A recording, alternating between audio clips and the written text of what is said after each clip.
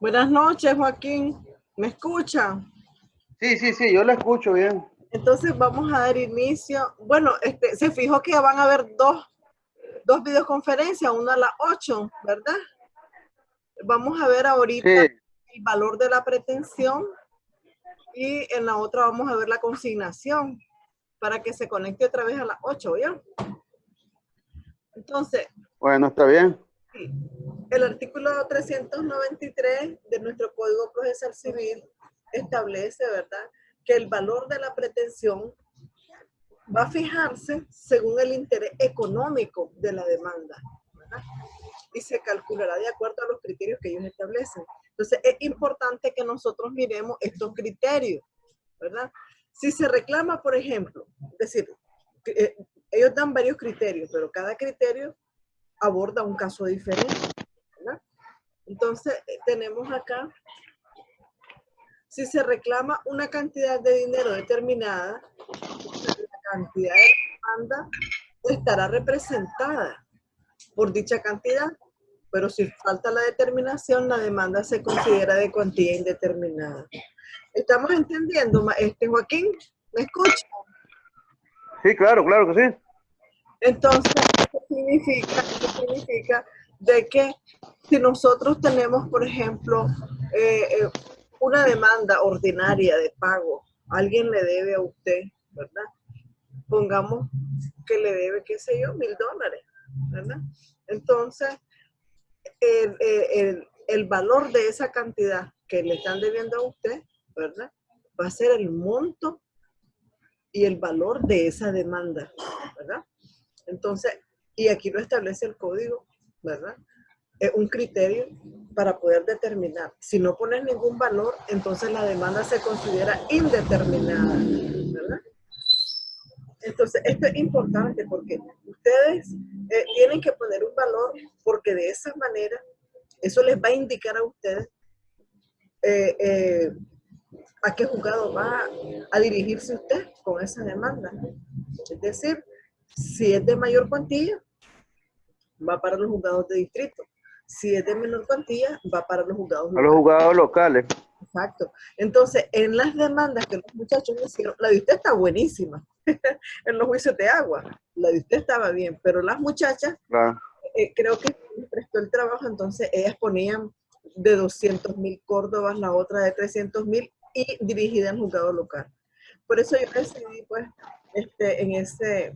en ese particular, no ponerle la nota, sino que ustedes entendiendo, ¿verdad? Solo les hice la observación para que puedan rectificar y sepan de que la demanda es una cosa bien delicada, porque tenés que estructurarla bien, porque no la estructuran bien, la pueden rechazar, ¿verdad? Entonces, todo lo que has invertido en dinero, en tiempo, para poder introducir esa demanda, se te cae.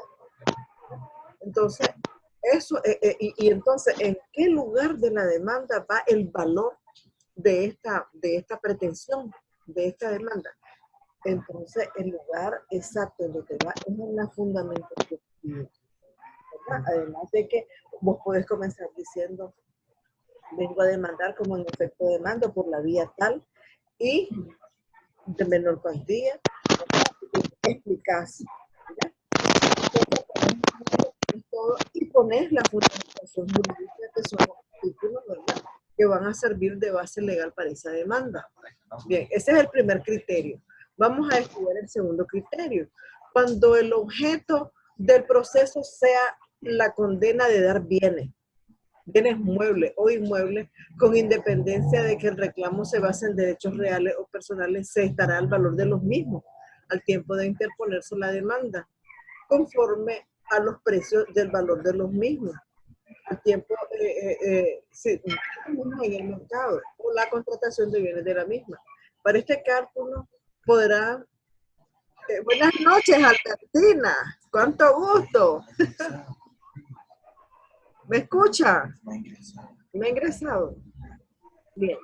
Entonces, para este cálculo, ¿verdad? Entonces podrá servirse la parte actora, ¿verdad? De cualquier valoración oficial de los bienes litigiosos. Entonces, ya en este segundo criterio estamos hablando del valor de un inmueble, ¿verdad? Ya sea que vayas a hacer una, qué sé yo, una acción reivindicatoria, ¿verdad?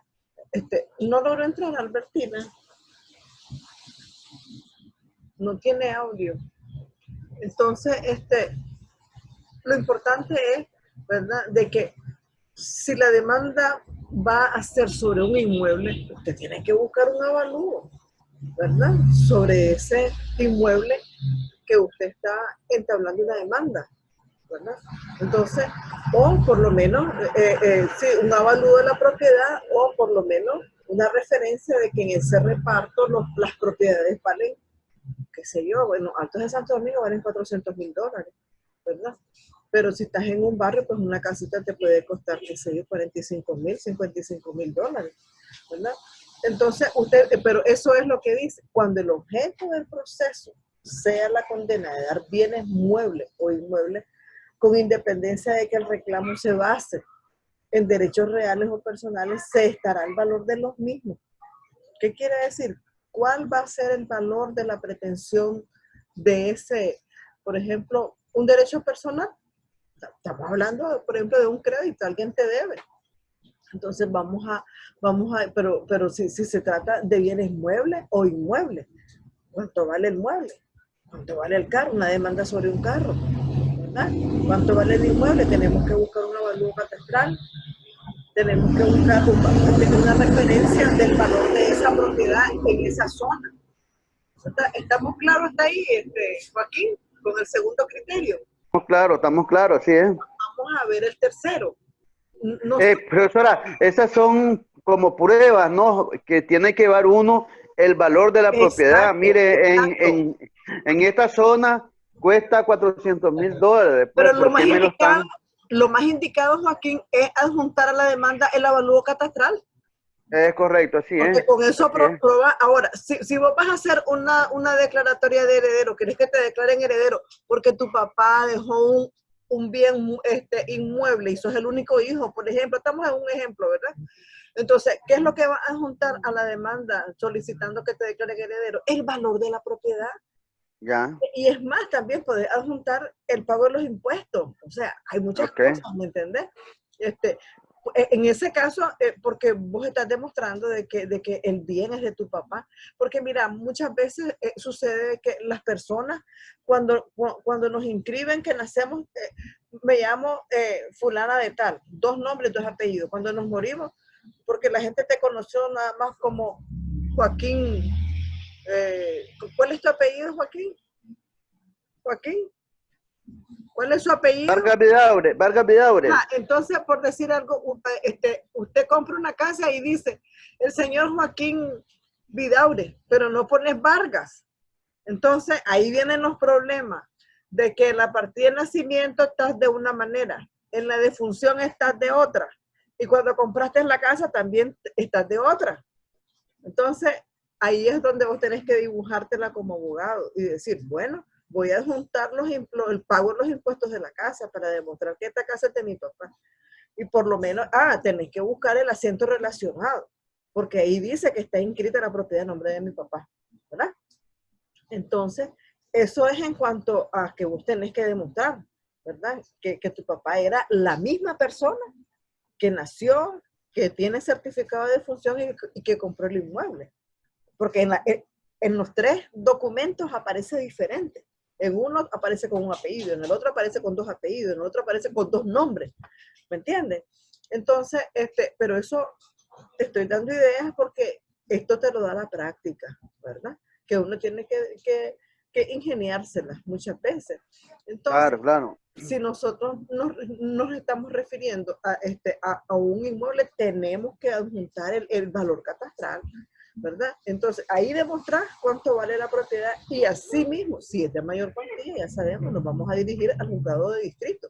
Porque desde que usted mete los papeles en Ordice, te va a decir la mujer, mire, pero esta demanda está mala, porque aquí dice el valor de tal, ya, porque usted sabe que las que están en Ordice son abogadas. Igual, ¿verdad? Bien, pasemos al tercer criterio. no, alguien más se conectó. Albertina no tiene audio. ¿Quién más se conectó?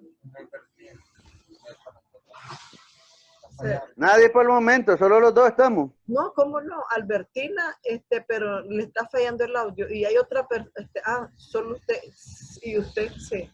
Bien. Entonces, ahora vamos a ver otro criterio. Esa misma regla, pues, entonces se va a aplicar en los procesos de propiedad, ¿verdad? Y facultades derivadas del dominio, de la validez, de la nulidad o eficacia del título del dominio. Todo lo que se refiere a inmuebles, ¿verdad? A dominio al título de dominio sobre un inmueble. Tenés que aplicar ese criterio del que estamos hablando. Pero, por ejemplo, en los procesos relativos, ¿verdad?, a derechos reales de garantía, la cuantía de la demanda estará determinada por el importe de la suma garantizada. Porque si estás hablando de una hipoteca y vas a ir a hacer efectiva la hipoteca, ¿cómo? Con un juicio de ejecución forzosa. Entonces, bueno, el banco dice, don Joaquín me debe. ¿Cuánto me debe? Me debe $26,000. Y te hacen la cuenta de intereses de moratorio corriente. Pero entonces el valor de la hipoteca, más todos los intereses y todo, ese va a ser el valor de esa demanda. Porque estamos hablando de los procesos relativos a derechos reales y garantías, ¿verdad? Estamos hablando de hipotecas. Ahora, en los procesos sobre sucesiones, estamos hablando ya en materia de sucesiones, entonces, y masas patrimoniales, ¿verdad? Entonces, la cuantía de la demanda se va a determinar aplicando las reglas contenidas aquí mismo. Tenemos nosotros en el segundo criterio, ¿verdad?, de este mismo artículo. Es decir, y estamos hablando de lo mismo, estamos hablando de sucesiones para que te declaren heredero ¿sobre qué? Sobre un inmueble. O tenés que hacer una sumatoria de todo el patrimonio. ¿Cuántas cosas dejó la persona que falleció? ¿Cuántas casas dejó? Tenés que sumar el valor de todos los bienes, de la masa patrimonial, y entonces vos decís, adjuntas todos los avalúos de todas las propiedades, ¿verdad? Y vos decís, este es el valor. Entonces, adjuntas a la demanda los avalúos. O sea, la suma de todos los bienes me va a dar el valor para ajuntarlo a la demanda. Pero ¿cómo lo vas a probar? Con el avalúo. Con el avalúo, correcto. Con el avalúo, ¿verdad? Ahora vamos a otro caso. En los procesos, por ejemplo, sobre el derecho a exigir una pretensión periódica, ¿verdad?, sea temporal o vitalicia, se calculará el valor por el importe de una anualidad cuando el plazo de la pretensión fuera inferior a un año y se estará el importe total de la suma. Estás hablando de que,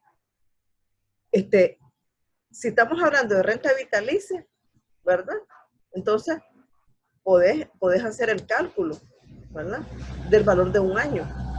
Pero si estamos hablando, por ejemplo, dice aquí, de exigir prestaciones periódicas, que yo pudiera hacer una pensión de alimentos, ¿verdad? Porque las pensiones de alimentos también son periódicamente mensuales, ¿verdad?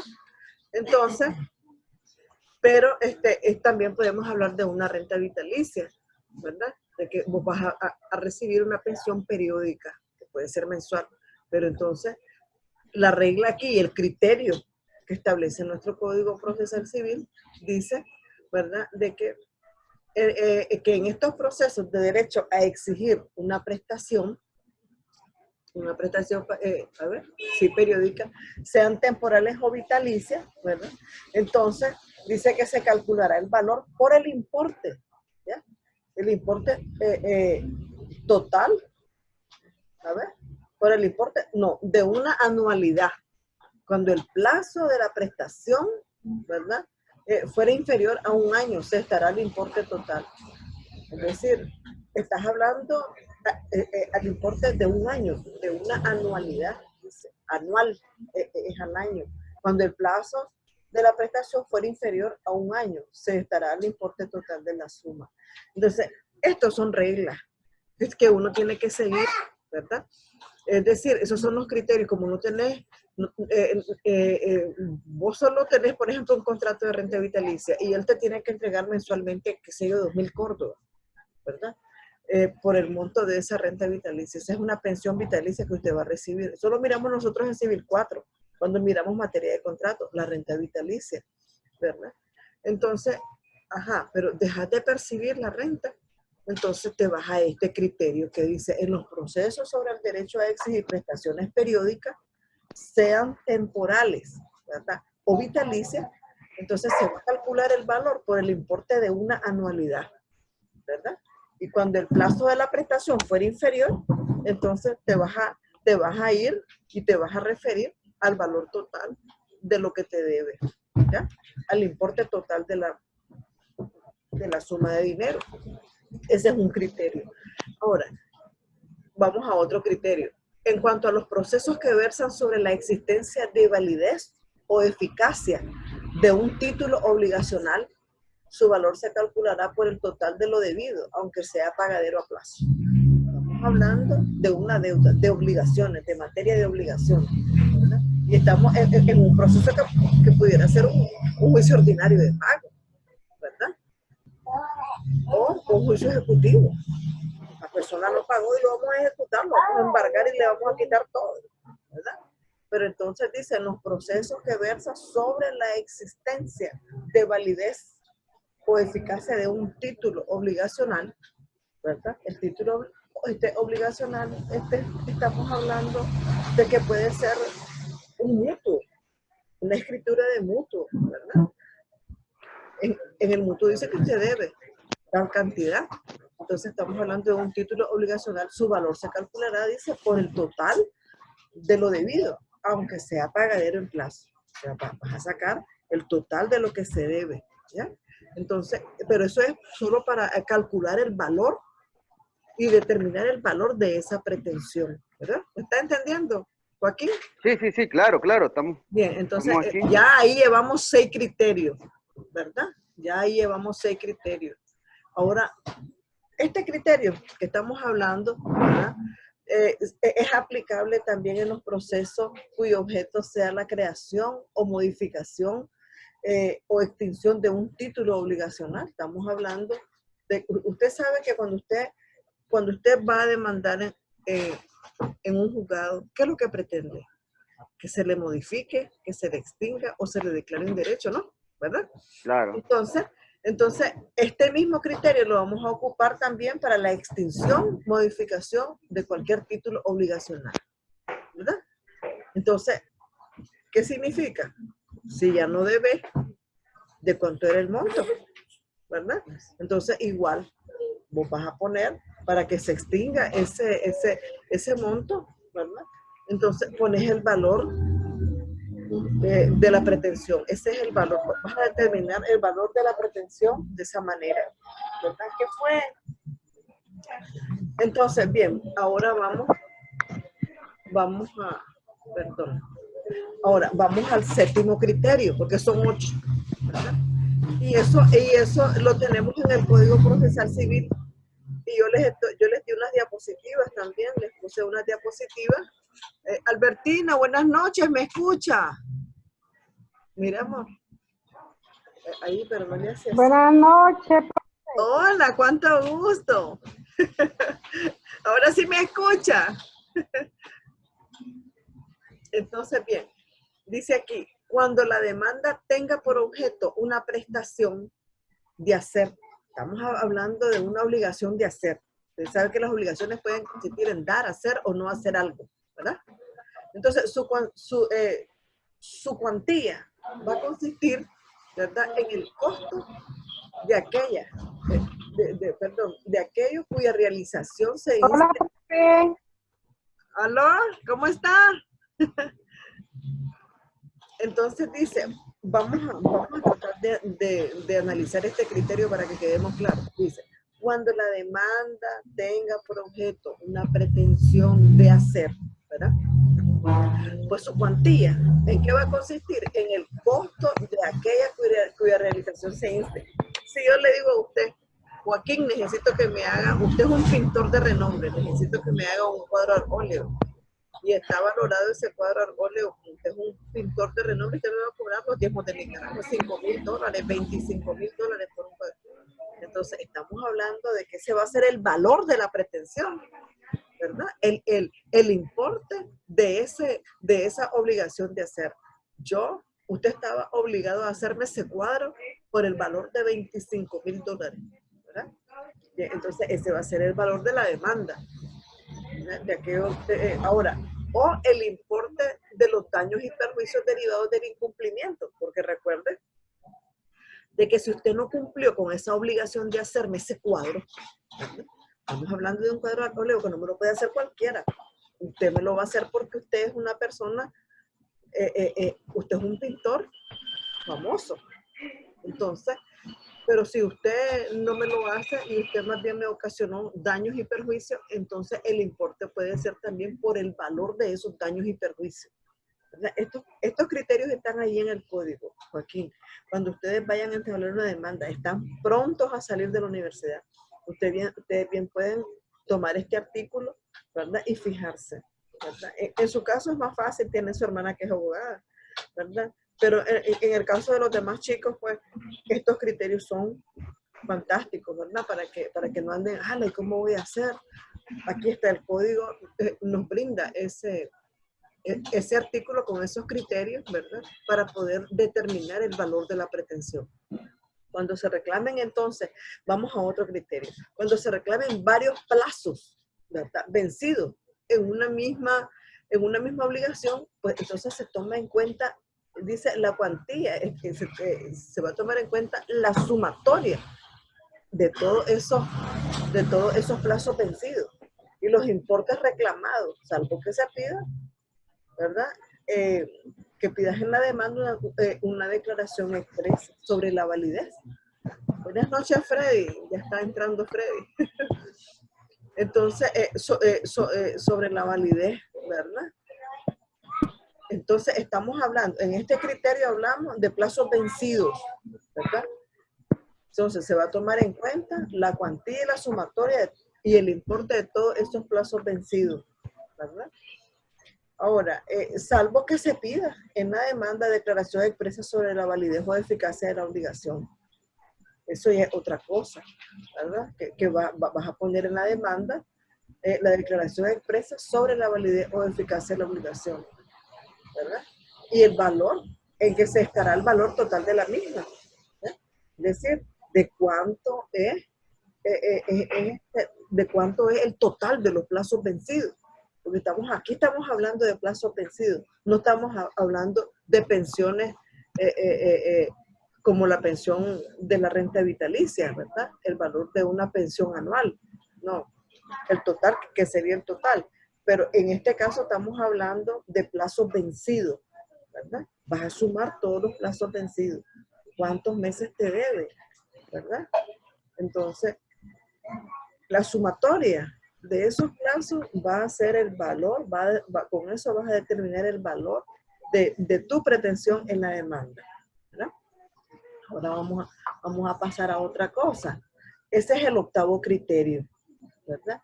Y entonces eso nosotros lo estamos viendo en el artículo 393 de nuestro Código Procesal Civil nicaragüense, ¿verdad?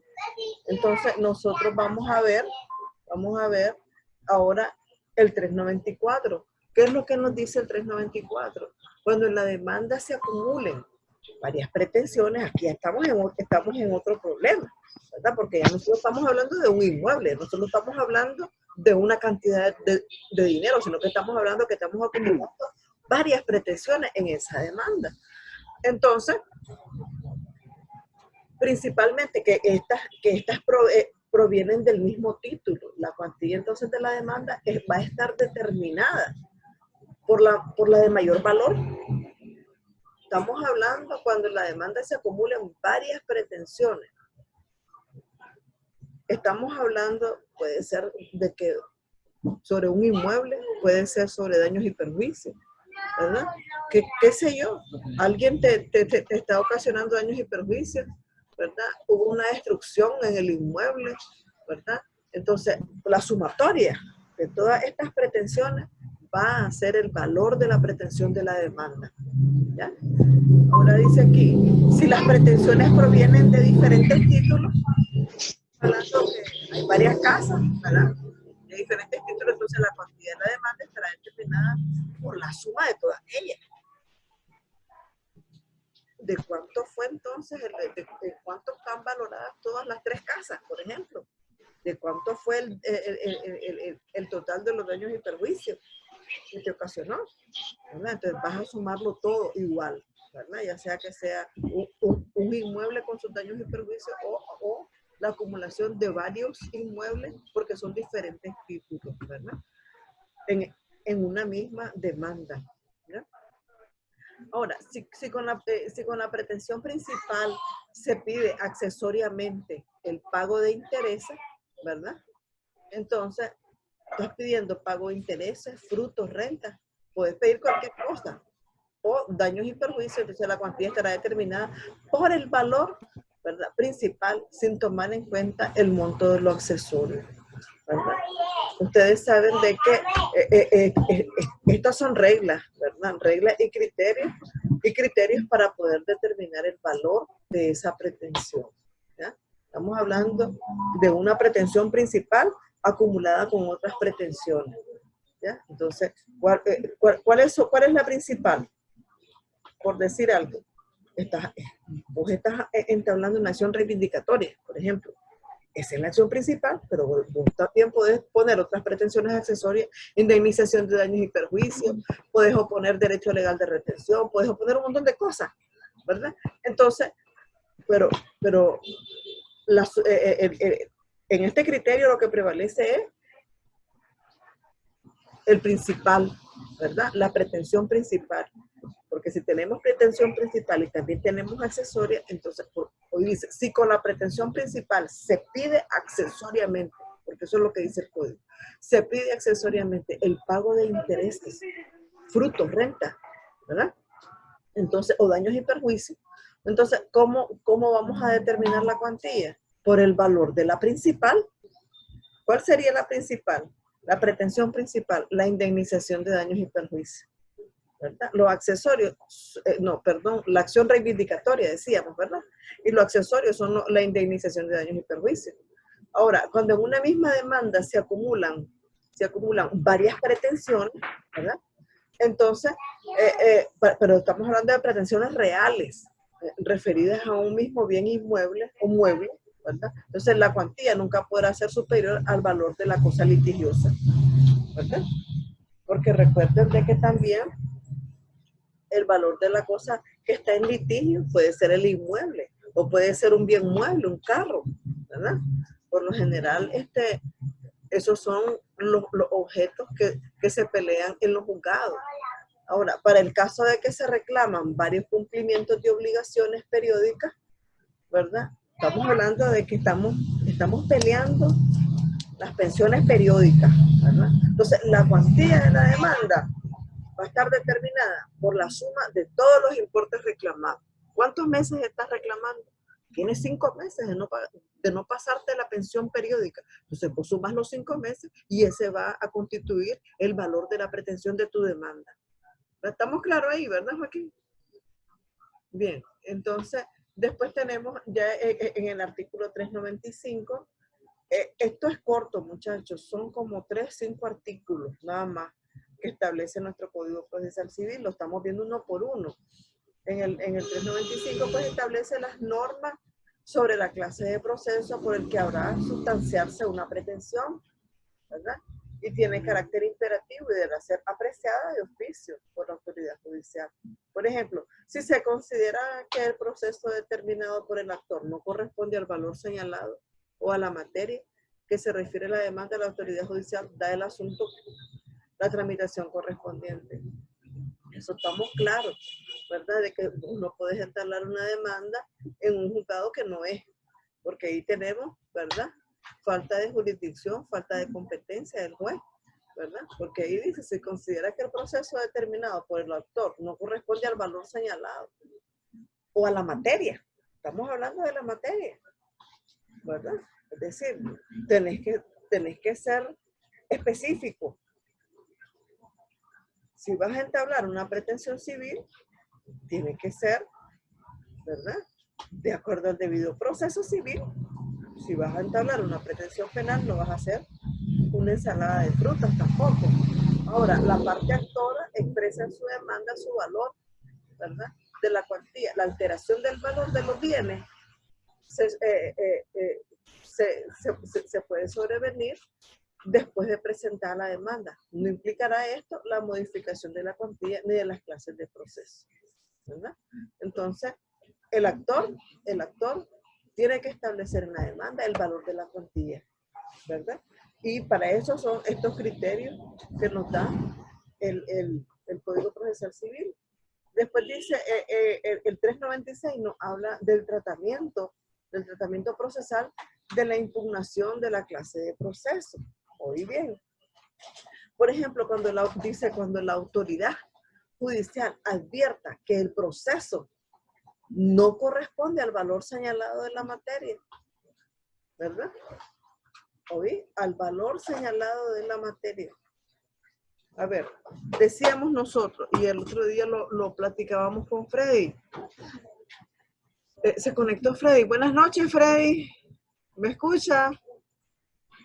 Entonces, estamos hablando de que si usted va a entablar un juicio sumario. Profe, buenas noches. Tenía Buenas desconectado noches, gusto de verlo. ¿Qué tal? Igual, profe. Entonces, llegando aquí del trabajo. Ajá, te has perdido.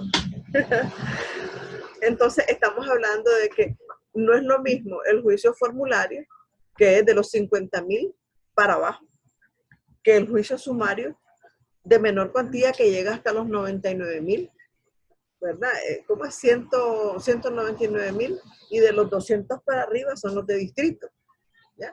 Entonces, eso es lo que nos dice aquí el 396, y dice: cuando la autoridad judicial advierte que el proceso no corresponde al valor señalado en la materia de la demanda, dará a la demanda su trámite correspondiente, ¿verdad?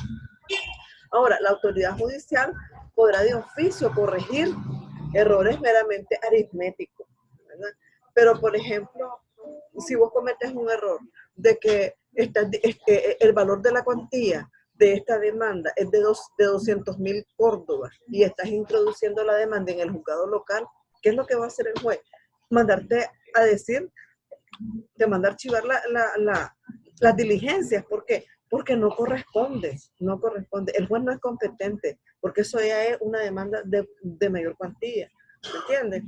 Entonces, la parte demandada también podrá impugnar la clase de proceso que haya planteado la parte actora, ¿verdad? Cuando entienda que de haberse determinado de forma correcta, el proceso a seguir será otro diferente, bien porque pues se va a dar otro trámite, como otro declarativo por razón de la materia o de la cuantía. Claro.